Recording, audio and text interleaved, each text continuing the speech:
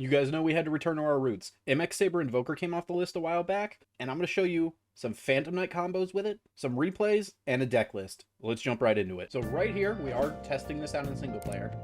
I'm going to show you the best case scenario, and that's Tour Guide and Kagamuchi Knight. If you played Phantom Knight for any kind of time, you know this combo. This is the ideal turn 1 setup. So we're just going to normal summon Tour Guide effect.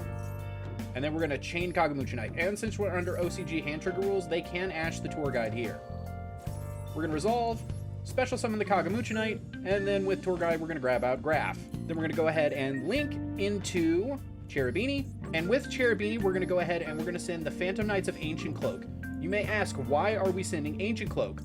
That's because the first monster we're linking into is Levier the Sea Dragon, before we go into M-X-Saber Invoker. So this way we get a level 3 extender naturally in combo. So we're going to go ahead and make Levier the Sea Dragon. We're going to detach Seer specifically here. This way it'll float back into Graph and give us our materials for Rusty Bardiche. So Seer effect. We're going to special summon back the Graph. Make sure you put it into the Cherubini zone. Don't screw that up. Then we're going to special summon out the Silent Boots. We're going to link into Bardiche first, but we're not going to use his effect immediately. This way, since we have Cloak on the field, we can go ahead and use Cloak's effect to boost Rusty Bardiche. Now we're going to go ahead and make M-X-Saber Invoker here. Now you may be asking, what is the one target we're playing for M-X-Saber Invoker? Well, that's interesting that you would ask. The one target we're playing for M-X-Saber Invoker is Zodiac Whiptail. Now with Whiptail, we can go ahead and we can overlay into Borbo and then into Dryden. But before we do that, we're going to go ahead and overlay into Utopic Future, because we do have the 2 rank 3s on the field, and into Utopic Draco Future. So now if they want to Ash the Bardiche, we can negate it, or we can just hold it for a possible Nibiru. Then we can go ahead and overlay into Borbo, and overlay into Zodiac Trident. Now, if we wanted to, we could continue our Phantom Knight plays here. We could go ahead with Rusty, and what do we want to send here? We'll send Torn Scales, and we'll set our copy of Fogblade. Now, if you want to count this as what's done in combo naturally, this is where everything would end. This is not hand dependent at all. Everything ends right here. You have 1 Fogblade, a Banished Boots to grab another Fogblade, so possible 2 Fogblades. I'm not going to do that here. We have access to Trident. We have the Utopic Draco Future. So we have 3 monster effect negates, and we can play around evenly if we use our Trident pop correctly. But I'm going to show you how the board can extend from here. We're going to go ahead and banish the Boots. We're going to grab Wing. This way we can trigger the Torn Scales in Grave, and that'll let us trigger Stained Greaves in hand. We do not want to change the level. We're going to activate Torn Scales and pitch the Wing out of our hand that we searched. And then we're going to dump Ragged Gloves. We're going to overlay into Breaksword here, and this will just end on any dark rank 4 of your choice.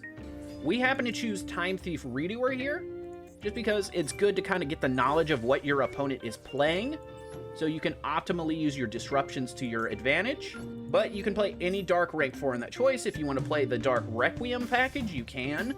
I chose to forego that, so I didn't have to play the rank up spell.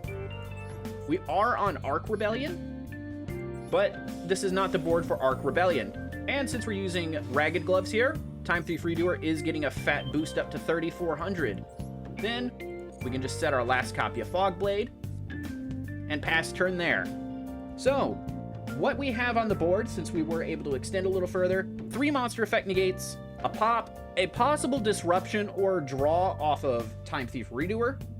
At the bare minimum, we keep Time Thief Redoer no matter what. We have another pop off of Bardiche via Breaksword coming back to its link zone. So we have 2 pops, 3 monster effect negates off of essentially Tour Guide on its own. I'm going to throw you over to the replays, and then after the replays, I will show you the deck list. So if you like this, be sure to like, subscribe, all that good stuff, and I'll see you guys in the deck list.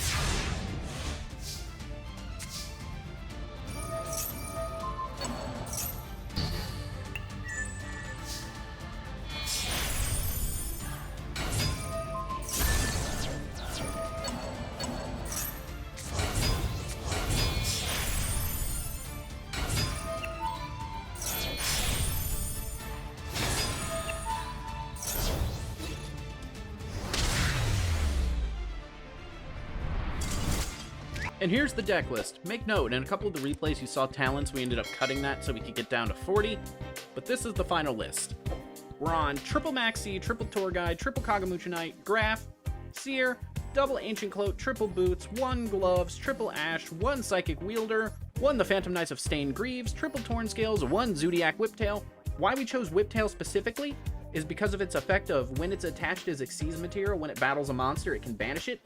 Occasionally that will come up. I think that's the best Xyz material effect of a Zodiac. That's why I chose that one specifically. Then we're on Rhoda, double E-Telly, double Called by the Grave, 1 Crossout Designator, triple Forbidden Droplet, 1 Wings, 2 Imperm, and 2 Fogblade. Then in the extra deck, we're on Utopic Future Draco, Levia the Sea Dragon, M-X-Saber Invoker, double Breaksword, 1 Dryden, 1 Borbo, Time Thief Redoer, Raider's Knight, Arc Rebellion Xyz Dragon, Zeus, Cherubini Linguini, Rusty Bardiche, and Apollosa Bow of the Goddess. So, if you like this, appreciate it, think the combo's neat, let me know in the comments, like, subscribe, all that YouTube stuff, and I'll see you guys next time. Peace.